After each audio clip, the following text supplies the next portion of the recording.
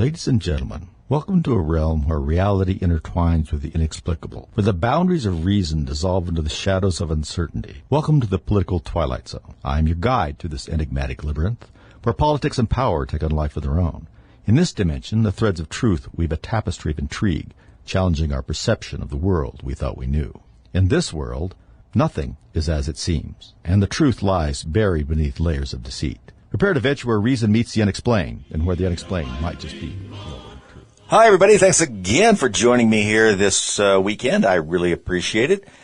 Boy, it's kind of a good time to be a Republican right now, or a conservative. I'm sort of a Republitarian, sort of, combination of Republican and Libertarian, I'm afraid. But I don't think that we don't need an army, for instance, or that people ought to be able to do anything they want. Sorry to, I'm not quite that far, but I'm pretty freedom loving, I think. So here we are. Does this seem like that Donald Trump has been president longer than just a month? Well, a little over a month. It sure does to me. The amount of things that have been started, some accomplished, and the amount of, I don't know what you want to call it, resistance, squealing, you name it, from the left is, it's really kind of remarkable. So things are going right, I think. Now, some of the economic policies have been a little hard on the stock market and people's 401ks and so forth when you're talking about tariffs and a certain amount of uncertainty in there. No question about that. But I believe that that's going to straighten itself out. One thing Donald Trump does not like to do is harm the ability for people to make money. And understanding that the regular person out there has a lot of their future tied up in what used to be just the province of very rich people. The stock market, bonds, things like this. No, they have IRAs, they have contributing plans from their employers, they have all sorts of things. It's tied to that. Plus, just their living sometimes is too, because if the companies aren't doing well, then they're not doing a lot of business, which means people aren't getting jobs. So I think that we'll see that tightening up pretty soon.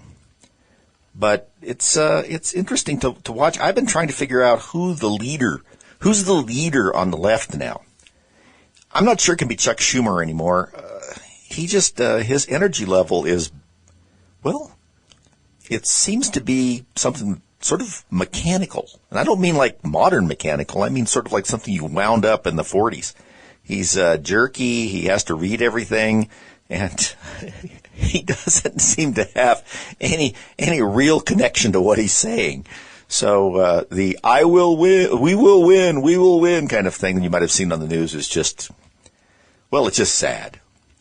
And Hakeem Jeffries, the majority leader minority leader in the House, hasn't had anything really productive to say ever. He's not a good dude. He's not someone you want to be Speaker of the House.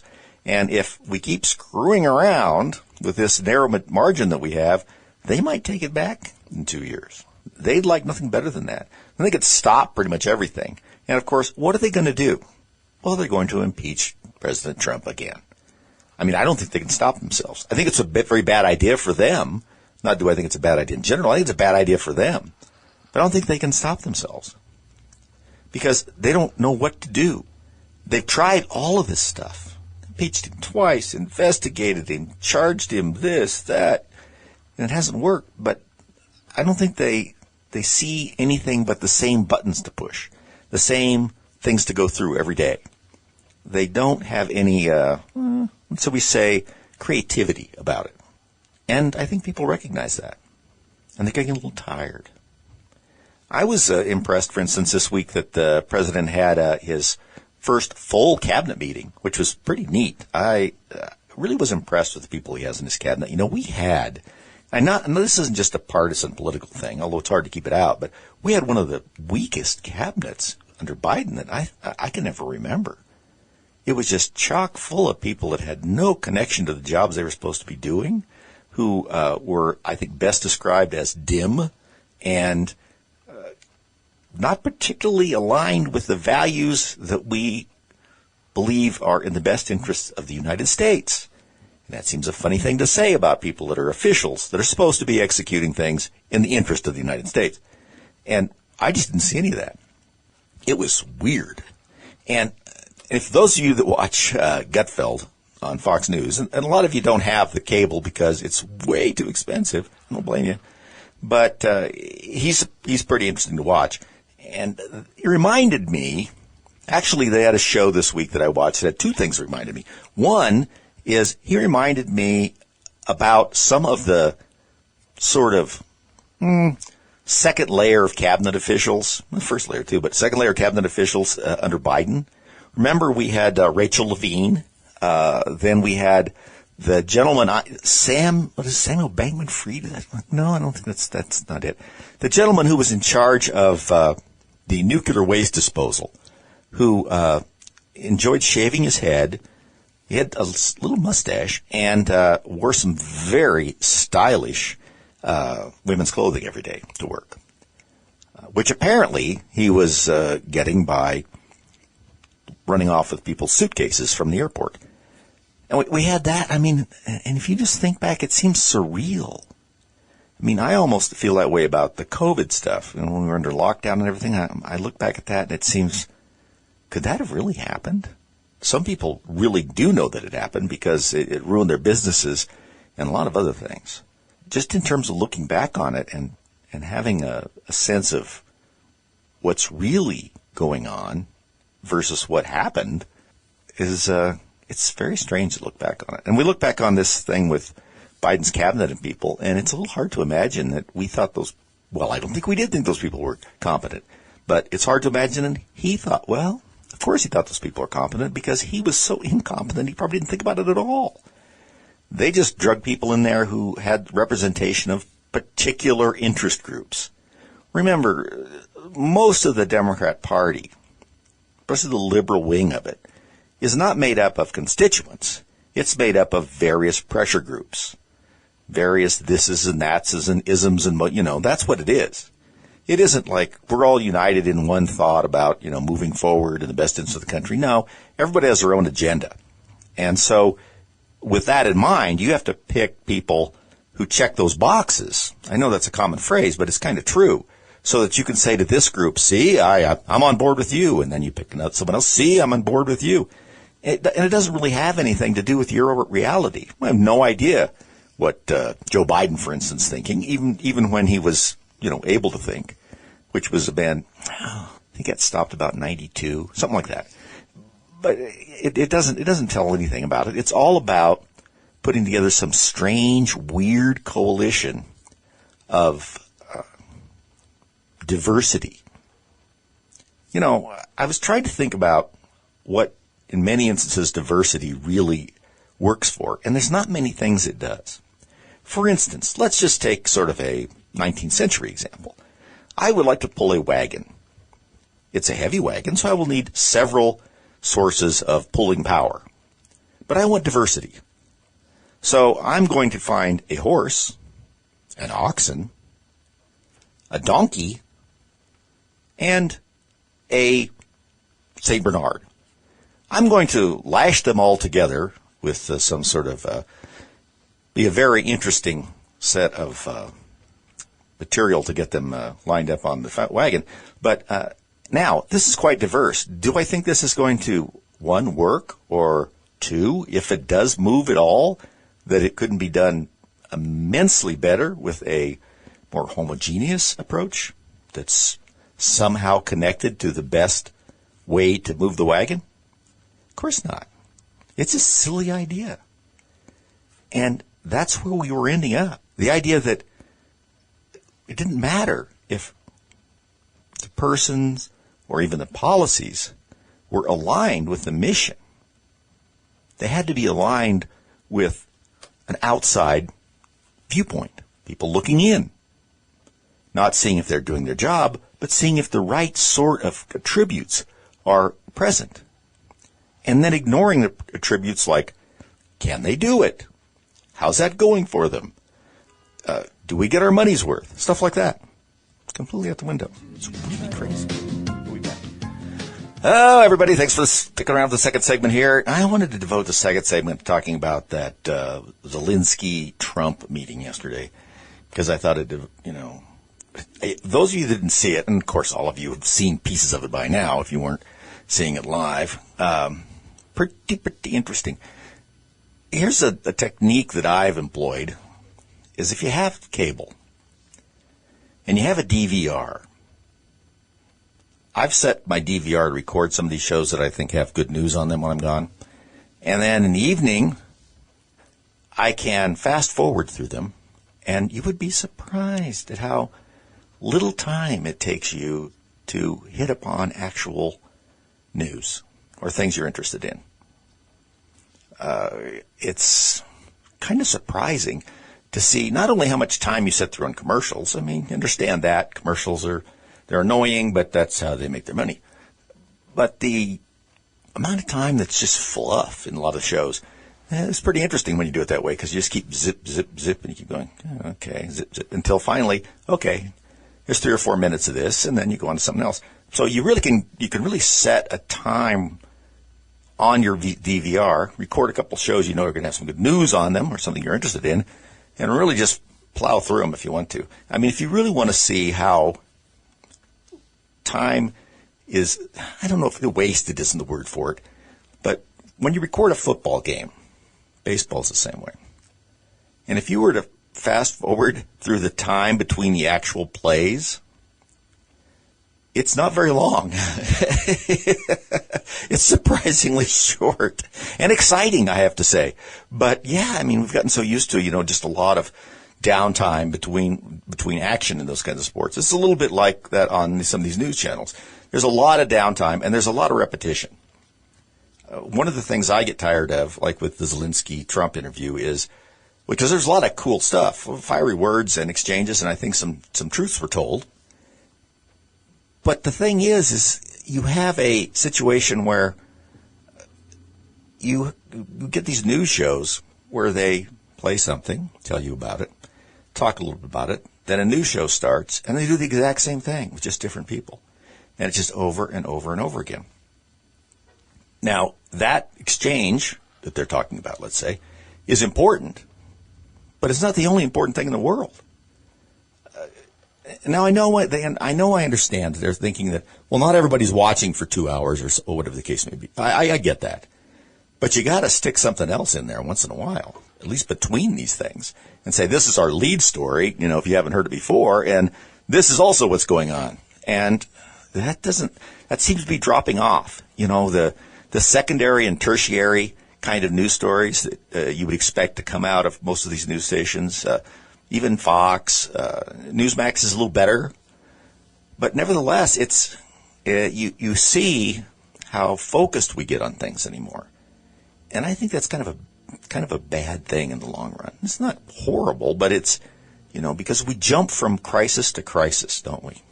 Something happens and it is covered like a blanket for how many hours, days, depends when it happens. Some things that happen on Friday evening get covered all weekend because there's maybe nothing else happened. And it's like, oh, that again. But we need to be able to know what else is going on in the world. That's why sometimes I like to dive into things, in other places around the world that affect us. Ultimately, we're going to have to think about that we're not talking about at all. Anyway, this Zelensky-Trump thing, very good. I mean, of course, I decided to look at both sides of the reporting on it. For a couple hours afterwards, several hours afterwards, when I looked at the different sites, I looked at some of the more mainstreamy, I call them Fox News mainstream, so, it's not. I mean, it's the mainstream news is really the left-wing news, but, you got some good stuff out of that. But then when you start going to, let's say you hop to the Huffington Post or the Drudge Report, now that it's gone completely the other way in terms of politics, and then you can get really down in the weeds and hit some of the message boards for a few minutes. And what is interesting about this, again, as I've said before, is if you've watched what they're going to be talking about, it's fascinating to see what they write about what you saw. many times, and I have to say this is oftentimes on some of these mainstream media outlets, and certainly the ones that are more left-leaning for some reason, I don't recognize what they're talking about. I saw the news story, the exchange, or like Zelensky and Trump and J.D. Vance, but then you read about it in a couple of these places, and it's like, are we watching the same thing? We don't get the same thing out of it, I can tell you that. So it's actually instructive once in a while to head over to just one. I don't want you to go to a lot of them because it gives you a headache. Once in a while, go over to one of the other sites that comes from the left. HuffPost is pretty left. Drudge is pretty left now. The others out there, well, The Nation, The Atlantic, we could go on. And then you get into some of the websites. Politico's a lefty that they really try and act like they're, we're unbiased, but we certainly are progressive. And then you start reading their stories, and there's always these little twists in them.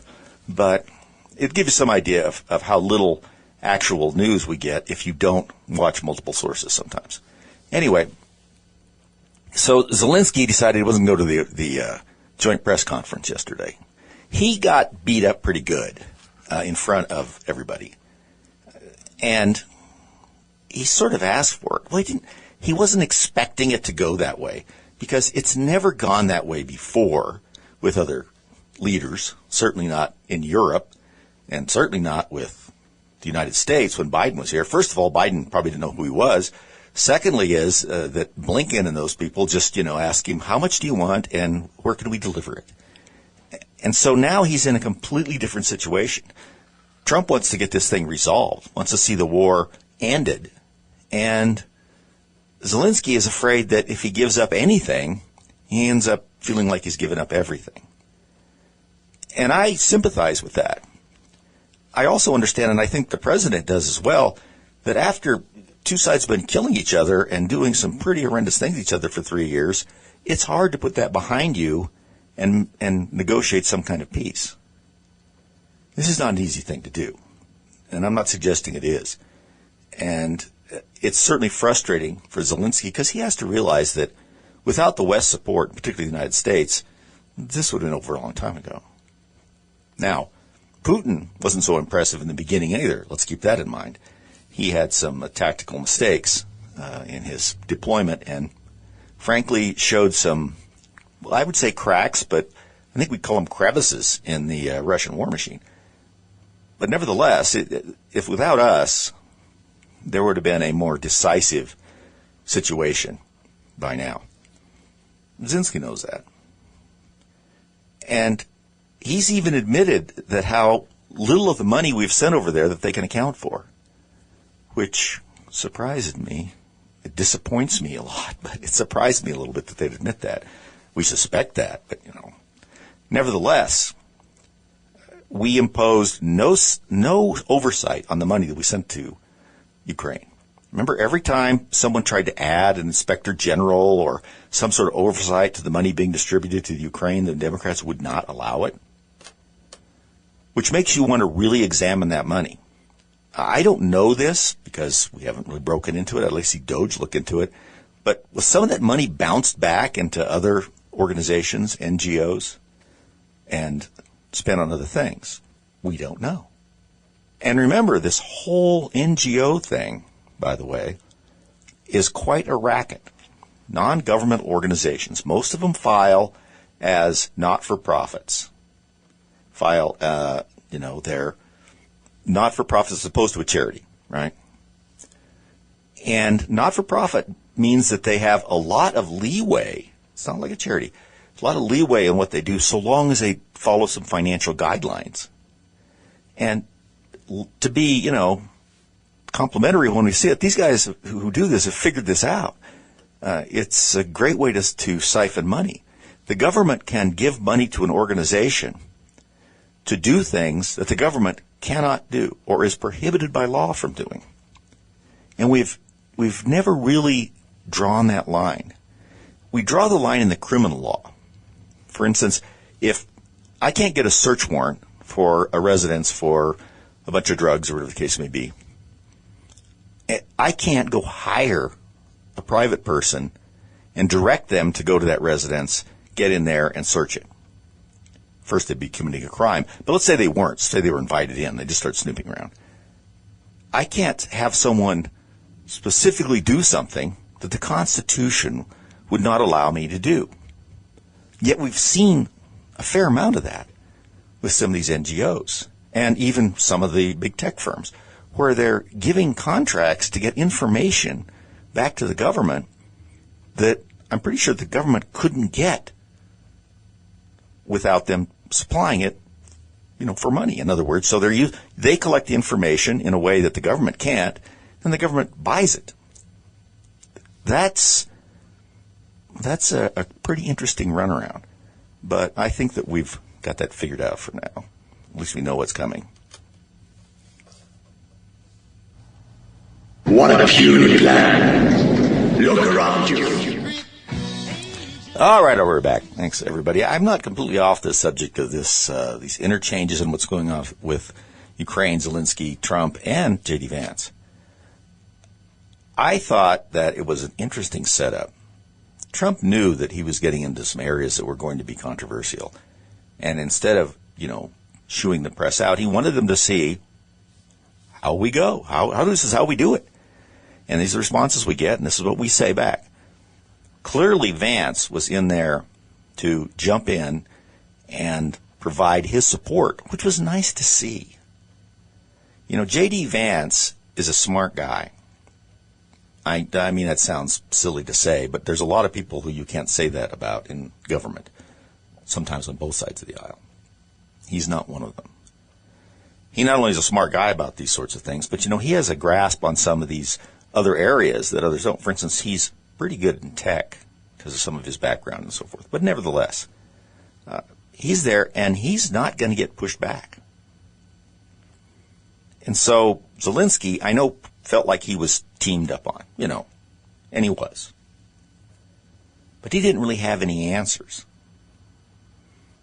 The only two things that I thought I understood what he was saying. First, that he had agreed to a ceasefire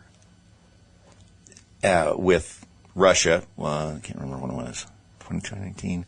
And they had broken it, of course, and not did the prisoner exchange, broken on the ceasefire. And that was that. So how can I believe anything that happens? I think that's a valid point. He also brings up that there's been a lot of atrocities committed against the Ukrainian people. Now, they've appeared to have, had their hand on some ugly business with the Russians as well, but we certainly know that the Russians have been, I think heavy-handed is far too weak of a phrase, but so there are people out there that he represents that do not want to give anything to the Russians.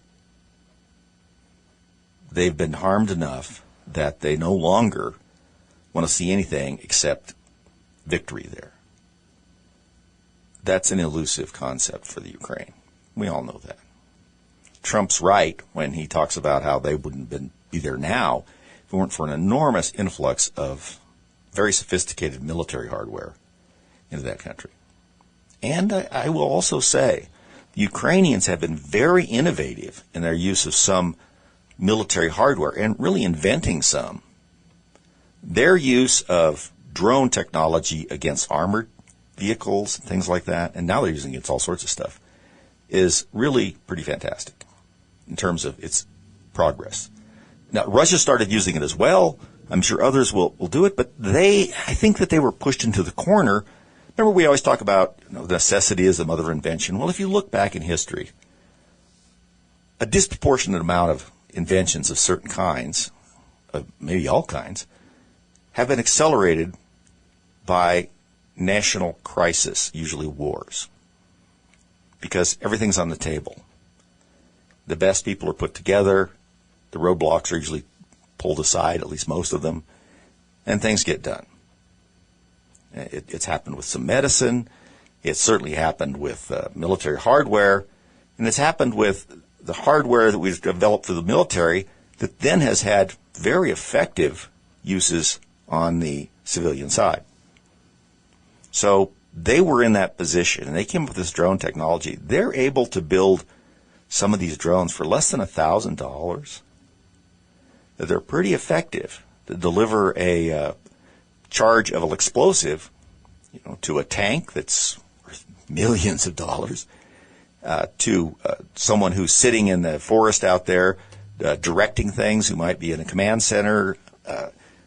We have yet to really, and we've talked about this before, we have yet to really figure out the best way to combat these small, relatively slow, low-flying, erratic drones.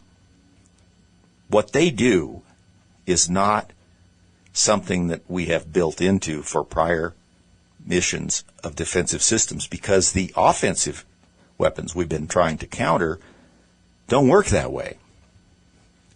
In the past, they moved really fast, in a straight line, and we knew that we had to get up and get our speed up. It was mainly about speed. Also something about, secrecy, how close you can get, things like that. So a lot of what we would think of now as artificial intelligence or computation, this and that, and those of you that are in the military know there's a lot of that. Those of you that have been in the artillery know that there is a great deal of mathematical computation that goes into firing those weapons, in terms of where your target is, how many other batteries are firing, timed fire exercises where different batteries at different distances from a target fire at different times so that the barrage arrives at the same time. Well, this is pretty complicated stuff.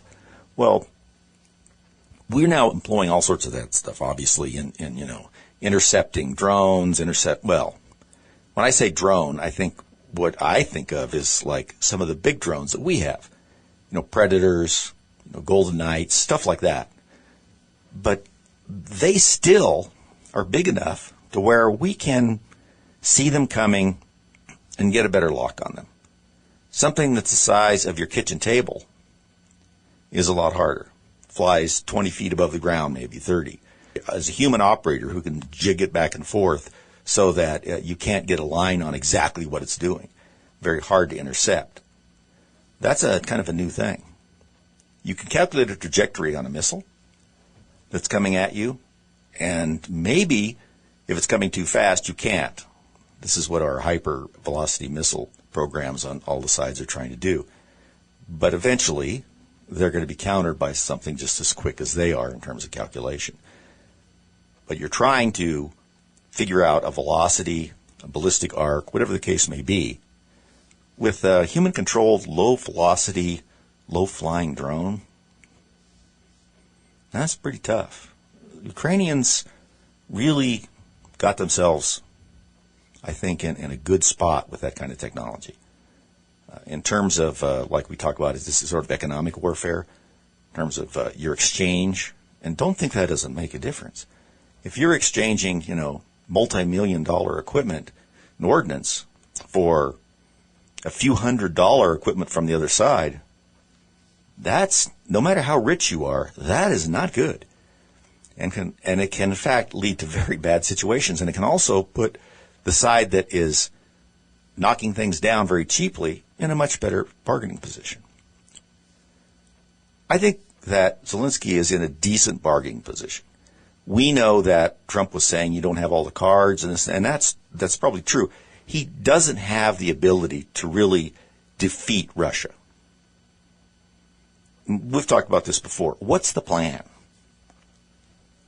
Push Russia all the way out of Ukraine? What about the Donbass and the Crimea area that they moved into in 2014, and Obama said, it's okay, sent over blankets, stuff like that. That's going back a long way. Do you want those guys out too? That's not an easy thing to do. I mean, it's something that is going to be very much resisted. And some of these places they moved in early on were heavily Russian-speaking areas anyway. So they're more easily held than others. So what's the plan? March on Moscow? Was that what you think you're going to do? Of course not. He knows that's not going to happen. They tried some penetration into the Soviet Union. I can't stop saying that. Into Russia 2 or 3 times to, divert their energy. That's a good move. A good flanking move on your enemy back into their territory, aimed towards their supply lines. That's always a good move. But it's not a totally strategic long-range move in the sense that you're not trying to set yourself up to, march into Moscow waving your flag and taking over the Kremlin. They just can't do that. I know people would like to think that. And the Russians didn't let that happen anyway. I mean, even if they were so inept as to get, their back against the wall somehow, they still have some nuclear weapons that can change that whole calculus very fast. Now, you may remember that a couple days ago, the Ukrainians, and I don't blame them for asking, said, why don't you give us some nukes? That would help us get a deal here. If we had some nukes, and then that would make them, think twice before they invaded us. Yeah, and Vance said that's not, Rubio actually said, that's not really on the table. And you can see why. Then you're asking for some sort of exchange of weaponry that you don't want to see even one go off, much less 3 or 4, even tactical size. So that, and besides that, if you got to the point Ukraine was going to launch nuclear weapons, all of Europe would be up in arms and would be probably having to consider to do something like that. This has been the problem with the Russian situation and the Soviet Union for a long time. It was actually more pronounced when it was the Soviet Union and they had these satellite countries. Hungary, Romania, Czechoslovakia, because they were even closer to the middle of Europe. The Russians have an ability to project force, armor, and even, not, of course, obviously, aviation, but people who are marching along, I hate to say boots on the ground, so much faster, they can get close to the border and they can move fast into Europe. And so the deterrence we had in Europe during the Soviet Union's time was just that. This is why we talked about Star Wars with Reagan and things like that. We were trying to counter anything they could do and make them spend a ton of money trying to counter our counter, because we know they didn't have it. But we were prepared there with a line of defense that was going to be very aggressive, maybe even a nuclear battlefield in some situations, because it would be hard to stop people that are so close to you. Right now, they're a little further away. Poland isn't part of the Soviet Union's orbit. Ukraine isn't really. There are some others that they've gotten back, some of the crazy stands. But the point is that they're actually pushed a little further back. And many people, and rightfully so, think, well, do we really want to see the Ukrainians or anybody else cede territory to them?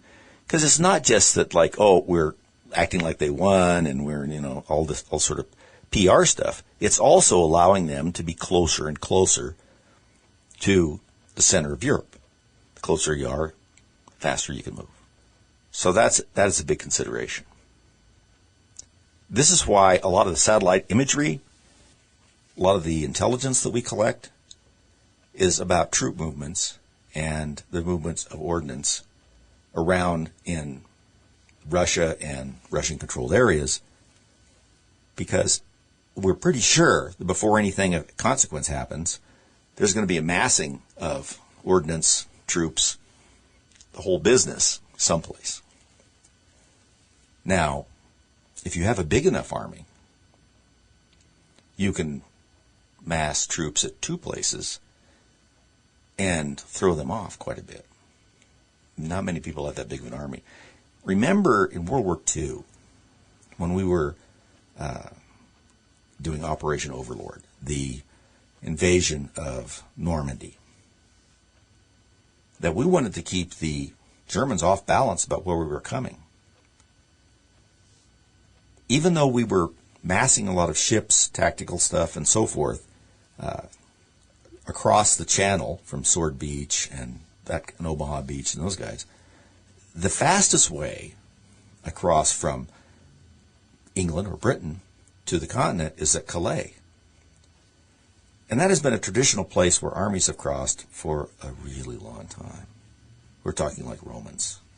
And so it was hard to put that behind them. And so you may remember there was this really amazing effort to be made to make it look as though we had ordnance and troops and command structure in an area that looked like we were going to maybe come through Calais. And remember, General Patton was in the doghouse for several things at the time. And so the Germans, however, and you see this if you watch, what is it, The Longest Day? I can't remember which one is a 50s movie, early 60s, about the Normandy invasion. The Germans felt that General Patton was their best general, was the best general on the other side. So they couldn't help but keep watching him. And so Eisenhower moved Patton and his staff out to this shadow army to throw them off. The Germans couldn't believe that we would have sidelined Patton for what they saw what was going on, which would not have been nearly as big a deal to them. So they just could not ignore it. They had to keep the side eye on Patton, and what appeared to be tanks, lots of tents, was probably soldiers in them, this and that, and it was all a big charade. Some of you have seen, many of you have seen, these rubber blow-up tanks that they deployed around during World War II under that operation. Pretty fascinating. We remember that their ability to see from above was nothing like we have the resolution now.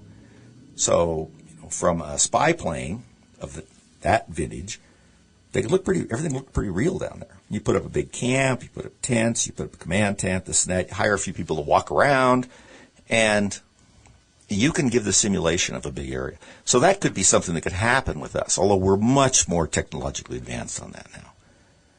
But nevertheless, a lot of the stuff that goes on in this area of the world, and we talked about this with Ryan and a few other things, is because the Ukraine, Poland, the steppes of Russia do not offer much of a natural barrier to military movement. They're hard to slow down once they get going. So you're very aware of that if you're opposing that advancement. You don't have many places to build natural defensive situations. So the idea of how fast they can move across that to get to some fairly interesting and strategic areas is trouble.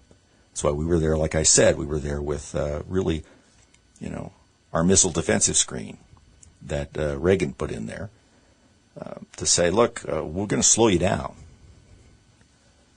enough for everybody to get their act together.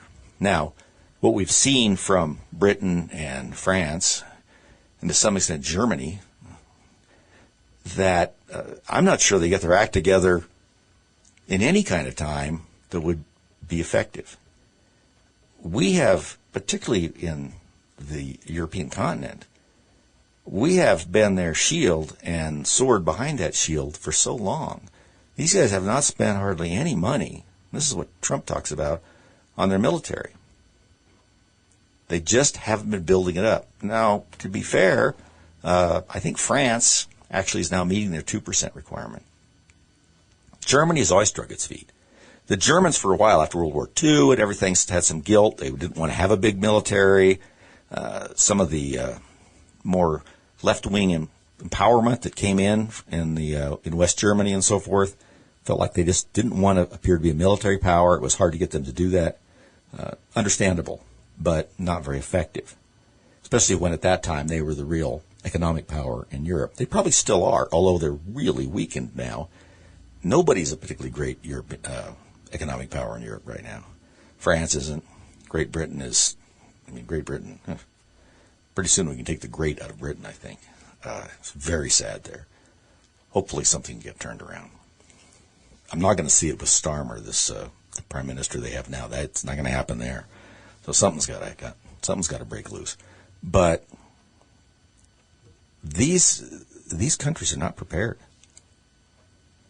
They need some time to get prepared. And the idea was, under Reagan and even all the way up under George W., was that even after the Soviet Union collapsed, there was still a lot of danger and a lot of chaos on those border areas. Because, as you remember, a lot of these countries or wannabe countries were breaking away. There was fighting. There was infighting. There was also, don't forget, there's some Islamic insurgents in part of the Asian area that in part of Russia. That's a problem too. We don't hear so much about it because we don't have somebody in a trench coat, talking to a microphone over there because they won't let us, and it'll be very difficult to do. So we're not as aware of it, but it's still going on. So that chaotic made everybody nervous, and it should. So we kept the pressure up. However, by the time we got to Obama, I still can't figure out what his national defense policy was. I don't think he had one. If he did, it was to not build the military up at all and to essentially let their budget shrink by keeping it the same or a little less and then having inflationary pressure reduce it even more. Now, this isn't to say that the military doesn't waste a ton of money. We know that happens. There's so much money that flows through them that it's very hard to keep track of.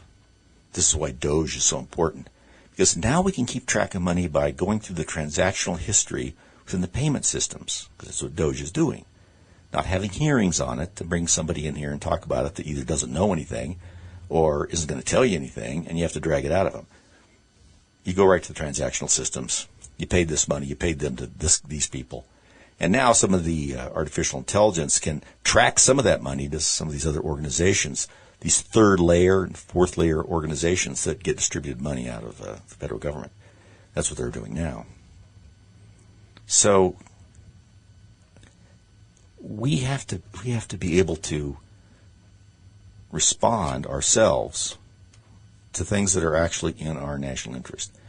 And we're not Fortress America anymore. The world isn't quite like that. We do have the oceans on both sides. That's a pretty good deterrent. But the viability of those as defensive screens is shrinking. So we have to decide what points in the world do we want to help reinforce to keep them from having a tactical advantage over things that are important to us. This is what Trump's trying to do. He's trying to stop the enormous amount of money flowing into Ukraine and, of course, the loss of life, when it doesn't seem like it's doing anybody any good, particularly us. I'll be very interested in this. Thanks for listening. Have a good Listen, week. if you'd like to listen to more and you want to maybe perhaps have someone else listen to our podcast, you can do so either by going right to our webpage, politicalviking.com, or therickwagnershow.com. Both of them take you there. You can get links right directly to our podcast, or you can hear our podcast on Podbean, on iTunes, and Spotify, and a couple others. So you can find us. We appreciate it if you do. And if you've heard the show, you want somebody else to hear it, that's a good way to send it to them. Thanks for listening.